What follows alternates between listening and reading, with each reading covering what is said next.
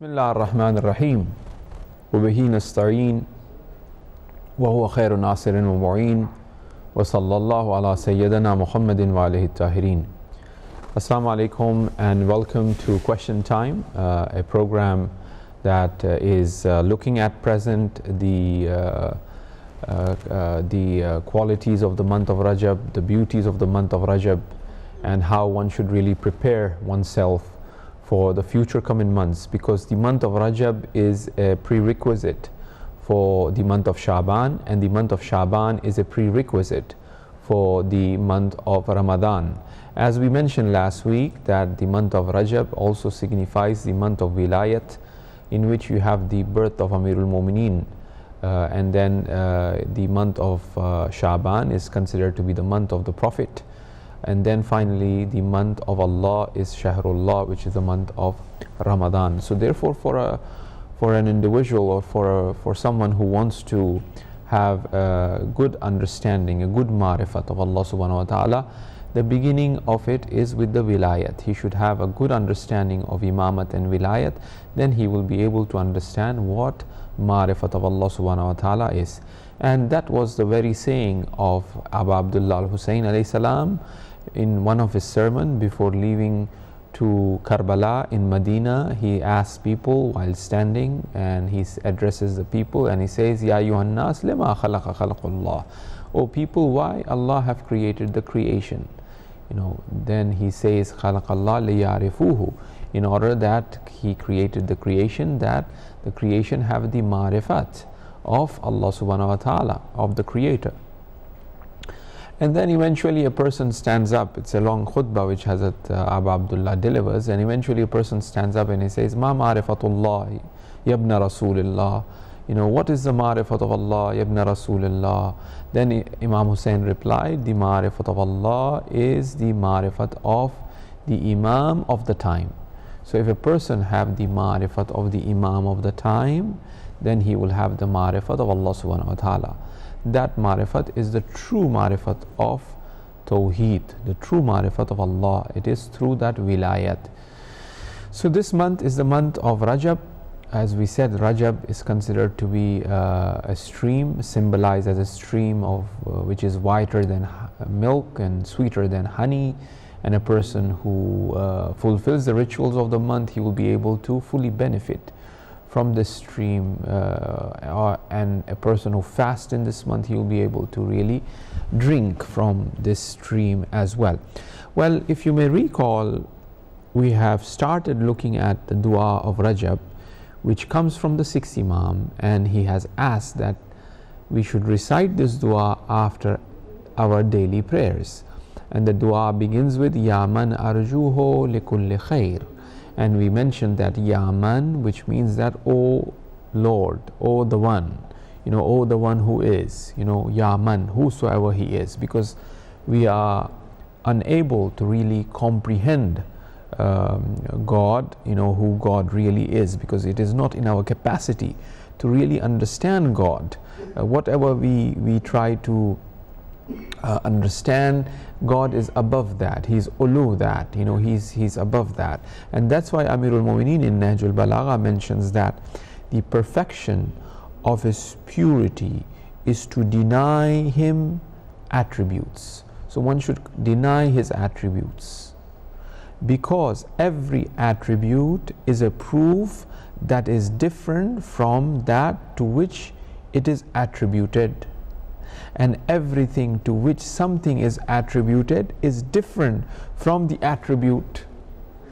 Thus, whoever attaches attributes to Allah recognizes His like, He is like this. And whoever recognizes His like regards Him as two, He and the attribute. And whoever regards Him as two recognizes parts to Him. This is one and that is the other part. And whoever recognizes part for Him has mistaken Him. The central theme of our maktab, of our deen, which is Tawheed, is so fascinating, is so beautiful, is so amazing, that that one really feel like flying, when one reads the du'as of Masumin alayhi salam, the khutbats and the sayings of Masumin alayhi salam, in which they are describing Tawheed so beautifully. They describe Tawheed.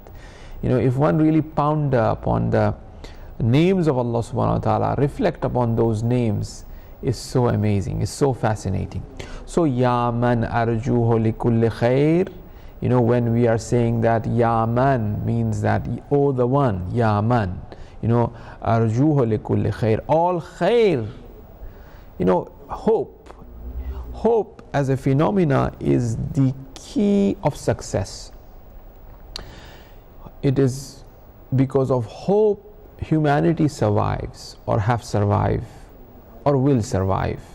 If a person doesn't have any hope in him, then there is no progress. If there is hope, then there is progress.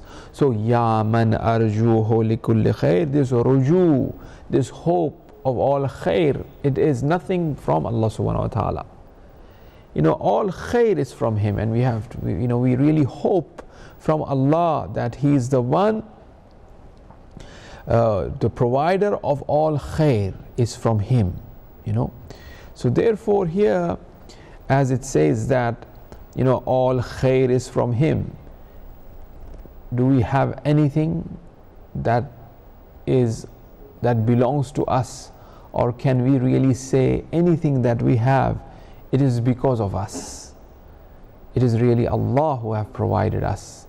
The tear that comes in your eyes when the name of Hussein is taken, the love, the hararat, the heat that we have in our heart for Ahlul Bayt alayhi salam, the joy that you all have when one is praising the wilayat, one is praising Ahlul Bayt alayhi salam, or one is praising Ali ibn Abi Talib. This is khair, and where does it really come from? And as a matter of fact, we haven't really done anything to have this joy in our heart, this khair in our heart, which is khair. Love of Ahlul Bayt is the greatest khair that one could ask. Rabbana atina fid dunya hasana, wa fil akhirati hasana. The greatest hasana is this love of Ahlul Bayt alayhi salam that we have. So this khair, and every khair is from Allah. We are really nothing. Ya ayyuhan nas antumul fuqara ila Allah, inna Allah ghaniyul hamid. Allah is ghani, He is absolute. Now we mentioned that Amirul Mu'mineen is pointing out to that there are 10 qualities in dog that is needed, that an insan or a mu'min should have these qualities in him. And why we brought this hadith is in order to point out to that life of a human being should be for the sake of Allah subhanahu wa ta'ala. He should expect all khair is from Him, whatever is from Him, and it is for Him. As the ayah of the Quran says, Inna salati wa nusuki wa mahyaya wa mamati lillahi rabbil alameen. My life, my prayers, my being, my living, and my death, it is for Rabbil Alameen. So the first quality Hazrat Amirul Mu'mineen mentions that a mu'min should have, that exists in a dog, is that the dog doesn't have any value as such. The second quality which Amirul Mu'mineen mentions that a dog have, which should be in a mu'min, he says that a dog doesn't own anything. Nothing belongs to him. He doesn't own anything. He doesn't have any sarvat. He doesn't have any, milk, any property. He doesn't own anything. And this is the sifat of mujarradan, those who are mujarrad, those who are bachelors, those who are immaterial, those who are not attached to the material. So this is a great quality a mu'min should have. A mu'min should be in a sense a bachelor, so to speak, or immaterial, without any sarvat, without any milk. However, unfortunately, we tend to see that in the West, people leave heritage to their dogs rather than the money and properties that they have should go to their children. They say, oh, this belongs to the dog. This is how the Western material secular culture have brought us to this end. It has stretched us so far that their sort of relationship of a family relationship, father and child, mother and children, you don't see that sort of commitment, you don't see that love, but rather you see that love and commitment to the dog or to the pet that they have. What have we done to ourselves? We are saying that we are the most advanced and modern civilization that ever the earth have seen, but when it comes to our ethos, when it comes to our akhlaqiyat, our ethics, our morality, our behavior, is this the perfection of our behavior, that we do not leave behind anything for our children, but rather we should leave behind things for our pets? So this is the most advanced civilization that we are proud of. Then you have the third quality. Hazrat Amir mentions that a dog doesn't have any house as such, and he would sleep, he would rest wherever he finds, he would just rest there, he would sleep there. And this is the hala, this is the state of those who are mutawakkil, those who do tawakkul, those who trust God. They don't really, those who trust God, they don't really care, so to speak. So this quality should come in a mu'min. So as the dog doesn't have any house as such, he rests wherever he wants, then this is the halat mutawakkilan. Then he says, dog most of the time is hungry, and this is the halat of salihan, those who are righteous one. Righteous one are always hungry for knowledge, they are always hungry for worship, they are always hungry to do good. They have this desire all the time. So this halat of being, having that hunger, having that desire, should come into mu'mineen, and this is the halat of those who are salihin. Dog, the fifth quality. Dog, if the sahib, if the owner of the dog, punishes, still that dog returns back to the master. If the master punishes the dog, but still the dog wags his tail for the master, even after the punishment. And this is the halat of muridan, those who are murid. If the master, ta'deeb, if the sheikh ta'deeb the murid, his student, still he will be the murid of the sheikh, he will be the murid of the waliullah, right? So this is the halat of muridan. So if a dog is punished by the master, still he wags his tail for his master, still he returns back to his master. Number 6, it says that the dog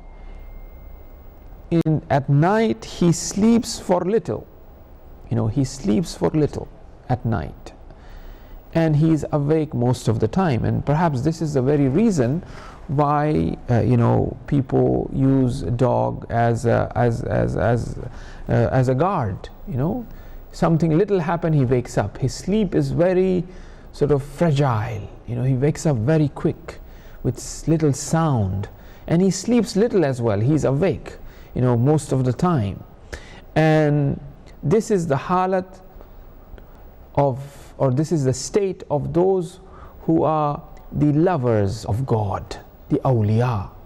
They are awake at night, they see things at night which they do not see during the day, or I should say that they see things at night which they will see those things during the day, because what they see at night, they capture it. What they see at night, they keep it in their heart. And when they go in the morning to carry out their daily business, then they bring this, what they have seen at night, and relate that to what they are seeing outside. What they have seen at night is the Jalal and Jamal of Allah. What they have felt is the presence of God at night. So when they go in the morning and they are preoccupied with the dunya, as they are preoccupied with the dunya, they have stored that presence of God, and they will relate that presence of God in the morning when they are seeing those things. So the awliya are awake at night. They are worshipping Allah subhanahu wa ta'ala. They are doing munajat, the whispered prayers. They are busy doing munajat, najwa. Usually, those who, may Allah give us all tawfiq, especially in the month of Rajab, if you wake up at night, you might not have anybody in the house. You will not recite the dua loudly. You will not feel like reciting loudly, but rather you will whisper it. This is called najwa. As we mentioned earlier, I think I have mentioned before, that there are three states. You have the nudba, you have the dua, and you have the najwa. It's one reality. It's supplication, it's prayers, it's connecting to God. As we mentioned earlier in our last program, that dua is nothing but that medium where man meets God, man as such, and God meets man, God as such. So that is dua. But this dua have different categories. One category is called nudba, where a person nida, where a person cries or calls out loudly, in the state of despair. He says nudba. That's why dua nudba. We on a Friday morning, we recite, inshallah, Allah give us tawfiq to do that as well, that we call loudly nudba. Imam Zaman, we call Allah to really assist and aid the Imam that his reappearance be near. That is nudba. Then you have dua, which is the call itself.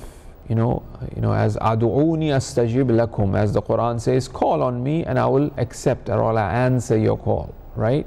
I will assure you, you call me, right? So this is a call. Call is also a bit, the tone of a call or the pitch of a call is also a bit higher. But there is najwa. Najwa, which munajat comes from.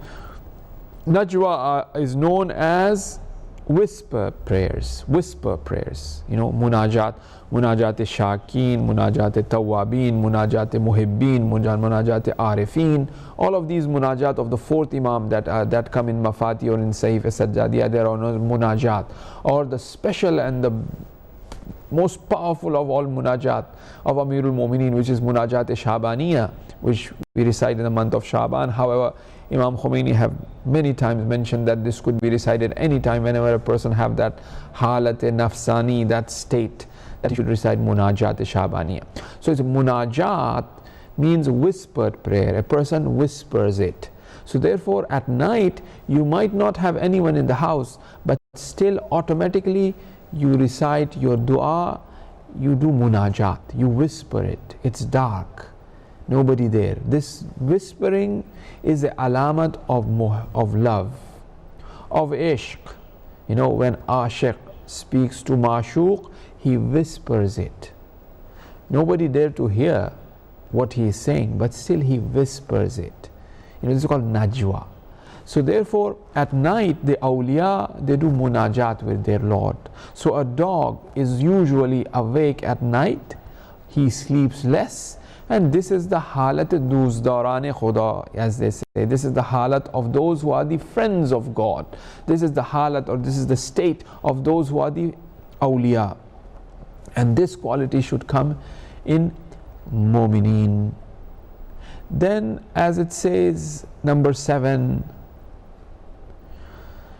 dog upon whom do zulm have been done, when they kicked him, when they sort of like disrespect him, when they throw him away as well. But with one call, he comes very swiftly and quickly. You punish the dog, you do something to the dog, but still after that, you would see that he would come right away. If the master just calls the dog, he will come right away. So now this is the alamat, as the Imam says, and he comes without any remorse. He comes to fulfill the command of the Lord, without any sort of remorse, without any regret, without being upset, without holding himself. He will go in a tired way, because he punished me, or he did not give me food or something. Now the master is calling, so he go in a sad. No, he comes very swiftly and quickly. And this is the halat of humility. This is the halat of humbleness that a mu'min should have in him. Usually it happens, for example, when our parents or somebody kind of shouted at us, got upset with us, and later on when they call us, we will like, oh no, we go there, but in a kasel, in a lazy fashion, because we hold that in our heart. Or anybody, not just parents, or any friend or anybody who disrespected, for example, us, or who shouted at us, or who kind of kicked us out or something. Then as they are senior, or as they are elder, as they are parents, they call, we go there half-hearted. But a dog doesn't do that. As it says, he swiftly goes. And this is humbleness. This is humility. Number 8. The dog is pleased with whatsoever the master gives. He's not going to say that he wants a type of food that is with nice, I don't know, different kinds of variety. He will not reject the food. Whatever the master give, he is happy, and he will have that, whatever is given to him. This is the alamat, or this is the sign of those who are content, those who are content, those who are happy, those who are pleased. Contentment, being happy with what God is giving, is very important. One should be content of what one have. Then number 9, Amirul Mu'mineen have said that, yes, number 9, Amirul Mu'mineen says that most of the time the dog is quiet. He doesn't say anything, he doesn't speak, and he's quiet. He will just sit there quietly, doesn't do anything, unless obviously something happens, he's trying to relay something, then he speaks, then he barks, so on and so forth, right? But usually most of the time the dog is sakit. He's sakit, he's quiet, he doesn't say anything. And Amirul Mu'mineen says this is the halat of khaif, those who fear God, those who fear Allah subhanahu wa ta'ala. They are in the state of sukut, they are quiet, they are afraid, out of awe of Allah subhanahu wa ta'ala, out of respect of God. Mabada, that they say something that will invoke or result in some sort of reaction. So that is the alamat that one should have, a mu'min should have, must be quiet most of the time. It is through tongue a person goes in hell, as they say that every morning. The hadith of 4th Imam is there when he is talking about the hukuk zaban, for example, the right of the tongue, right? As they say in one of the hadiths, he says that every morning there is an assembly of all of the body parts, and in that assembly the monitor or the head of this assembly is the tongue. So all of the parts, body parts, they say to the tongue that if you allow us, we will be protected. If you speak out, then we will be in trouble as well. So the trouble is from here. So therefore Hazrat Amir says that a dog is always quiet, and this is the halat of khaifin, those who have khawf of Allah subhanahu wa ta'ala, those who fear. So therefore whatever one speaks, whatever one says should have that should take us closer to God. That's how our speech should be. Unfortunately, the world we live in is so much contaminated with different intentions that it makes it difficult. And we leave it in the hands of Allah, that out of mercy He forgive us and He accept us. This very sitting that we are here, you are sitting next to the television, perhaps some are watching, some are not watching, some might watch the recording, so on and so forth. Here I am speaking here. What is the purpose of that speech? Am I really here to really fill that hour so that the television program should continue? Am I really here with an intention to really show off? Am I really here with the intention of that the director will put something in my bank account? What is it? What is that intention? Why am I really here? Why am I really speaking? The Ustad of Sheikh Ansari and also Allama Shustari, if I'm not mistaken, but the Ustad of Qazi Tabatabai, Grand Ustad perhaps, that sort of tariqah. There was a person called Mullah Quli Hamadani. Mullah Quli Hamadani was in Najaf. He was a great Ustad, a great teacher, great Ayatollah, very spiritual, and he delivers lessons in fiqh and in akhlaq and other subjects as well. But he spoke very slowly. He spoke in a pace that was very slow. For example, if the way I'm speaking in 1 hour, in 40 minutes, I finish so many things, for example, or when we speak usually, right? If he speaks that, it will take him at least 5 hours. He will speak very, very, very slowly, the way I just showed. Now, they said to Mullah Quli Hamadani that, 15 minutes of your lecture takes 45 minutes. So can you please speed up a bit when you are delivering the lecture? In reply, Mullah Quli in reply to this, Mullah Quli, in request of this, Mullah Quli replied that every word that I say, before that word I make the niyat of qurbatan ila Allah, and after that I may say that word.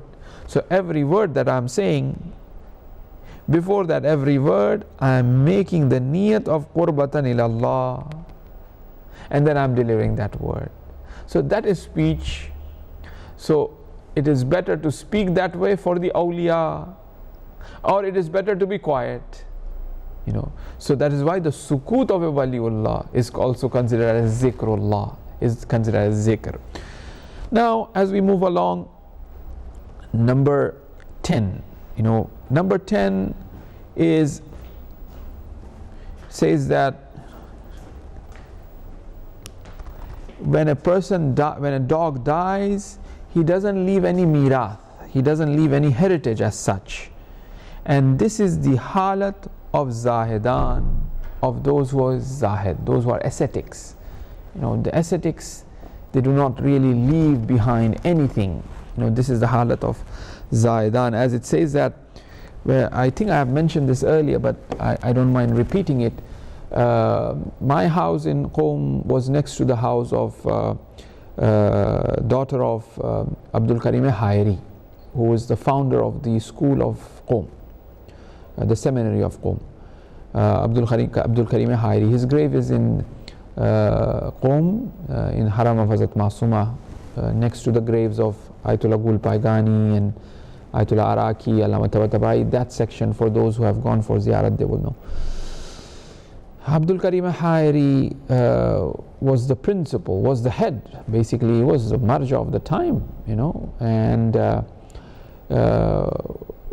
his daughters had mentioned this, that when Abdul Karim Hayri died, that night they did not have money to buy bread for the night. They did not have any tuman, any sort of, bread is usually the cheapest thing in Iran is bread. The cheapest thing that you could buy in Iran is bread. They kept it that way in order that everybody at least could buy bread.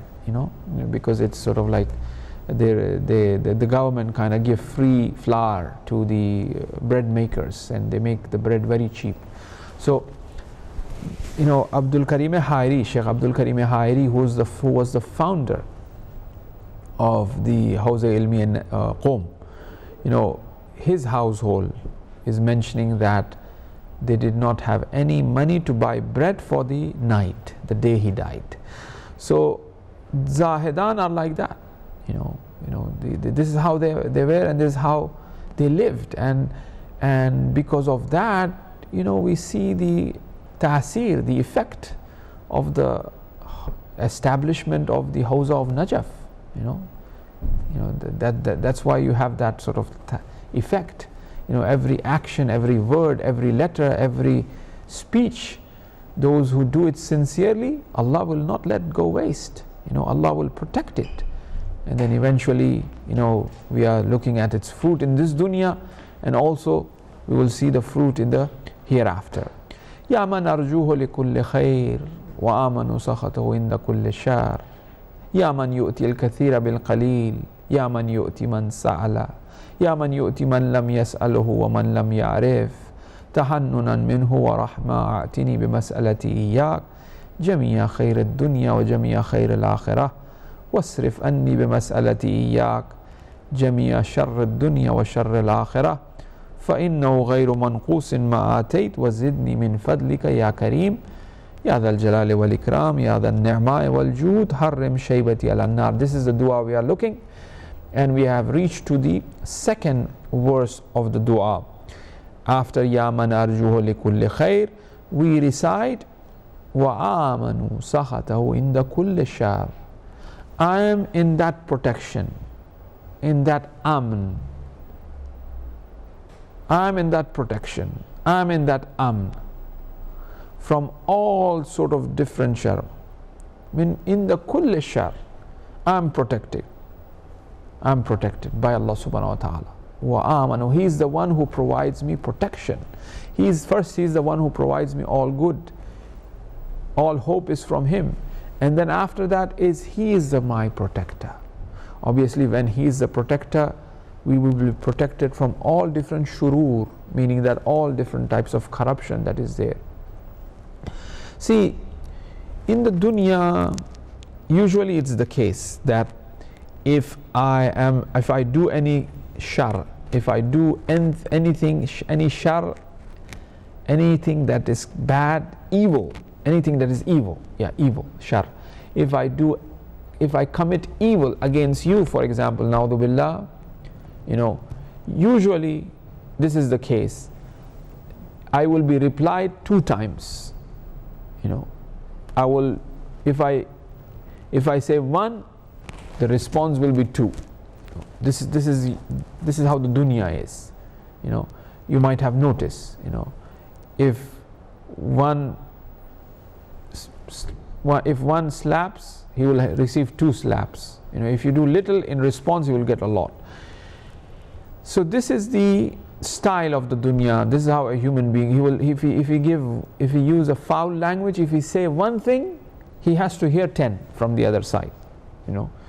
But look how special Allah subhanahu wa ta'ala is, that even after we do shar, even after we do something wrong, we go against His command, but still, He protects us. We are in amn, we are protected by Him. He doesn't reply in that way. He protects us. He doesn't reply the way usually the norm is, right?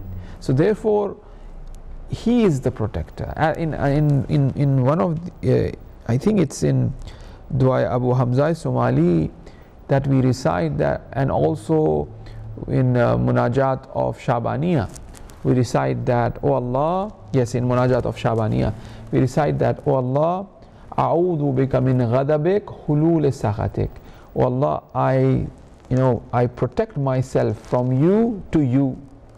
So I run away from you to you.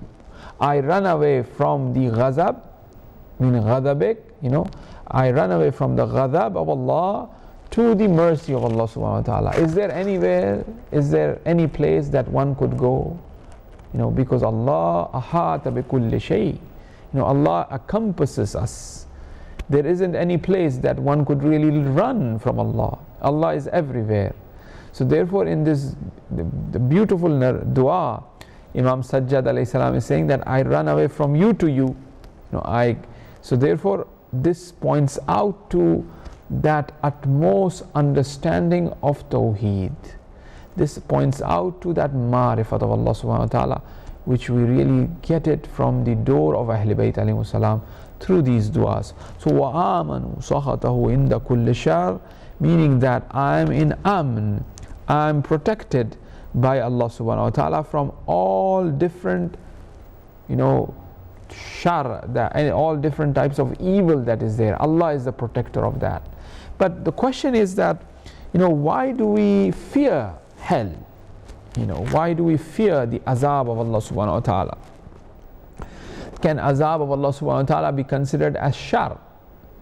Philosophically speaking, obviously God is not evil, and God cannot create evil. Everything God does is nothing but good. Evil is relative. It is you and I who discern certain things to be evil because of our calculation. If something goes against our calculation, if something kind of brings about a loss to us, we regard that as evil because it is related to me. But if one looks as a whole picture, it is something that is good. It is something that is required. It is very much necessary that there be poisonous snakes. As according to some research, it says that the way the snakes move in this sort of like zigzag fashion, it kind of takes away the poison from the earth within itself. It gathers that poison, in his body, right? If this poison was meant to be in the land, it will corrupt the fruits. It will make the fruits poisonous, for instance. Some hukama, some hakim, wise men have said that. Now, obviously, when that poisonous snake bites and a person dies, we see that the snake is evil, for example. But snake is not evil. Snake is fulfilling its responsibility of gathering that poison, or is fulfilling its responsibility in that ecosystem. Volcano, earthquakes, tsunamis, all of these things are evil for us because we face a loss. When I am facing a loss, then I am saying that thing is evil. But if one looks at a bigger picture, it is not really evil as such. So it is in relation to me. So the same way the Jahannam becomes evil because of my own actions. What I have done, I'm going to reap that. I'm going to face that consequences. But so this evil, which I'm calling it as evil, that punishment, because it is in relation to me, it is bad, it is not good, right? But this itself is my own action. I have created that Jahannam for myself. I have created the Jannah for myself. Look to this extent that if you do one hasana, Allah will multiply it by 10. But if you do one sayyah, one evil, Allah will not multiply, it will remain the same. But at the same time, Allah have promised that He is Ghafurur Rahim. He is the most oft-forgiving. That's what is required, brothers and sisters.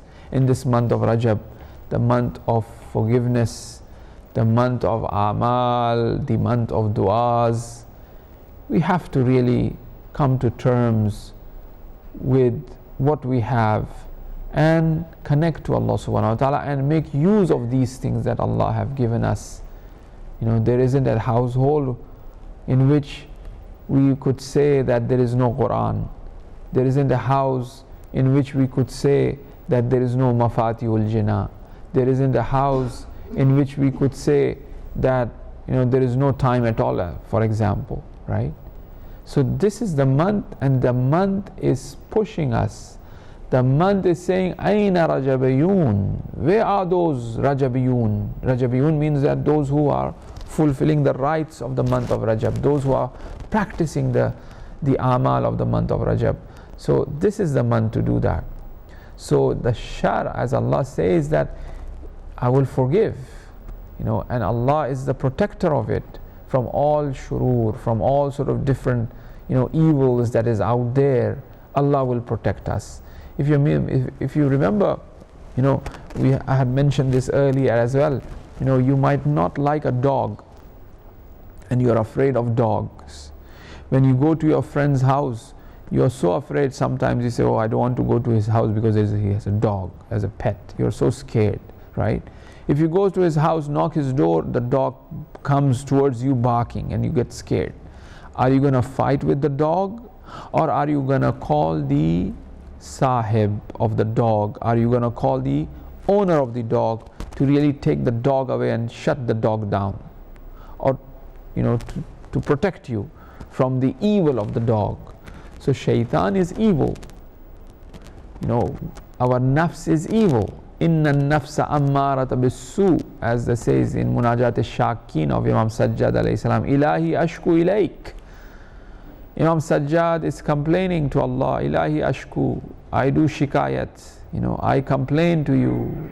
Inna nafs ammarata bisu, I complain you of my nafs that commands me to do evil. But who is the owner of this nafs? Who is the owner of this shaitan? It is Allah. So we really have to ask Allah subhanahu wa ta'ala to really protect us. A'udhu billahi minash shaitane rajim. We really have to seek refuge in Allah from the shaitan who is rajim, from this shaitan who is aduwwun mubin, the apparent enemy of ours, from this nafs which continuously commands us to do evil. Inna nafsa ammarata bisu illa, but ma rahima rabbi, except that soul upon which Allah have special mercy. If that soul have special mercy of Allah subhanahu wa ta'ala, illa ma rahima rabbi, that soul will be protected. So this is the month to really ask for that protection. We are weak. We ask Allah subhanahu wa ta'ala in this last few minutes of our program, all together, whoever is watching, whoever will watch later on perhaps, I with expectation and with husn zan that there are many people watching, inshallah, that I request you all to pray to Allah subhanahu wa ta'ala that in this month Allah provides us with special protection, that Allah brings us out of this month with forgiveness and make us enter the month of Sha'ban as a youth, as Sha'ab, which means youth, the month of Sha'ban. And then eventually from the very beginning, we are able to really comprehend and have a good understanding of God, Ma'rifat of Allah in the month of Ramadan. I will repeat the dua in the end, and inshallah that is the end of the program. So in conclusion, before reciting that dua, I'll just conclude here. We talked about the 10 qualities of a dog which Amirul Mu'mineen says that it should be in a moment. We translated and explained a bit about Ya man arjuhu likulli khair. And the second verse was Wa amanu sakhatahu inda kulli shar, that I am protected from that shar. We talked about evil. What is evil? There is no such thing as evil. It is us who are saying evil. And this Jahannam which we are afraid of, may Allah protect us all, and our loved ones who are not with us in this dunya, increase their daraja in barzakh and hereafter, and mahshur them with Ahl Bayt alayhimus salam. So this Jahannam is nothing but my own action. It's my own action that I have created this Jahannam, right? So here we talk a little bit about shar, right? And then Ya man yu'til kathira bil qalil. We'll continue in our next program from that. That, oh, the one who gives in abundance, yu'ti kathira bil qalil, in return of of our little amal, of my little actions, you give in abundance. Bismillah ar-Rahman ar-Rahim. يا من أرجوه لكل خير وآمن سخطه عند كل شر يا من يؤتي الكثير بالقليل يا من يؤتي من سأله يا من يؤتي من لم يسأله ومن لم يعرف تحننا منه ورحمة أعتني بمسألتي إياك جميع خير الدنيا وجميع خير الآخرة واصرف عني بمسألتي إياك جميع شر الدنيا وشر الآخرة فإنه غير منقوص ما آتيت وزدني من فضلك يا كريم يا ذا الجلال والإكرام يا ذا النعماء والجود يا ذا المن والتول حرم شيبتي على النار وصلى الله على سيدنا محمد وعليه الطاهرين. Thank you very much for being with us, and may Allah subhanahu wa ta'ala accept your sitting in the program and paying attention. May Allah subhanahu wa ta'ala accept all those who may make this program possible and reward them in abundance, inshallah. We will see you next week again. We will see you next week again, same time. Iltimas dua and fi amanillah. Assalamu alaikum wa rahmatullahi wa barakatuh.